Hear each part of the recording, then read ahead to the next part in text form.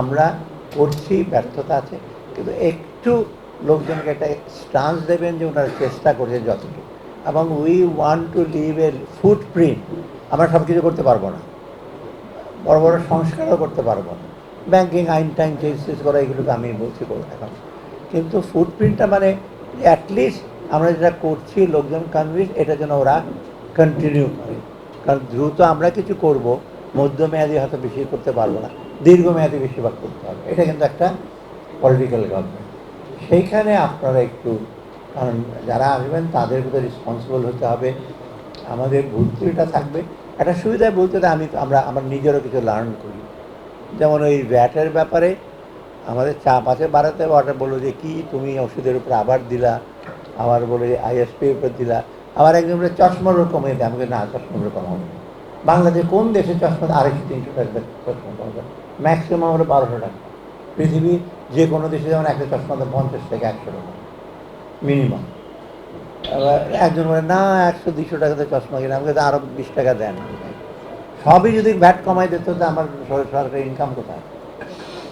সরকারের তো আপনার আমরা বড় করছি করছি, কিন্তু আবার ওয়ার্ল্ড ব্যাংক আইএমএফ বলে কোনো ক্রমে হেলথ, এডুকেশন, সামাজিক নিরাপত্তা অ্যালোকেশন কমাবে না, উইচ আই অলসো এগ্রি। ওখানে আমরা কমাবো না, কিন্তু অন্য কিছু হিসেবে করবো। আর লাস্ট নট দ্য লিস্ট, অনেকে ভাবে যে কিছুই হয় নাই, 6 মাসে কিছুই হয় নাই, কিছুই করি নাই, ওনারা অত্যন্ত অদক্ষ। হ্যাঁ, কিছুটা ওনাদের মতো এত দক্ষ না, যারা কথাবার্তা বলে এত দক্ষ না, একেবারে যে দক্ষতা নাই তাও না, বা কিন্তু কিছু হচ্ছে, কিছু না হলে কিন্তু বাংলাদেশে আমরা যেটা ইনহেরিট করেছি, আজকে তো প্রায় 3 ঘন্টা আমরা মিটিং করেছি এর সাথে অন্যদের গভর্নরও ছিলেন।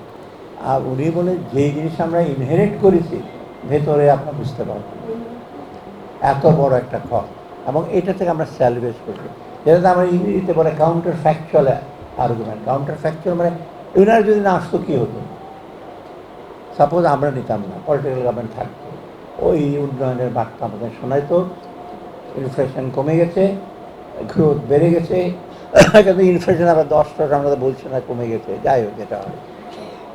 এবং দেশে এই পর্যায়ে মানে ডিফিকাল্ট হতে চলছে।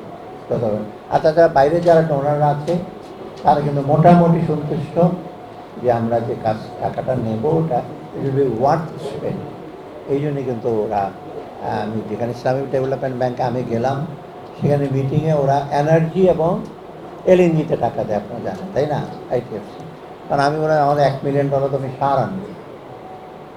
তাই বিকেলবেলা আমাকে এআরডি সেক্রেটারি স্যার ওরা রাজি হয়েছে, কারণ আমার কয়েকজন আগে ওরা 500 মিলিয়ন রাজি হয়েছে, ওরা আসবে আপনাকে 500 মিলিয়ন সারের জন্য। অত ওরা কনভিন্স না হলে তো 500 মিলিয়ন কম টাকা না, তাই কনফিউজ।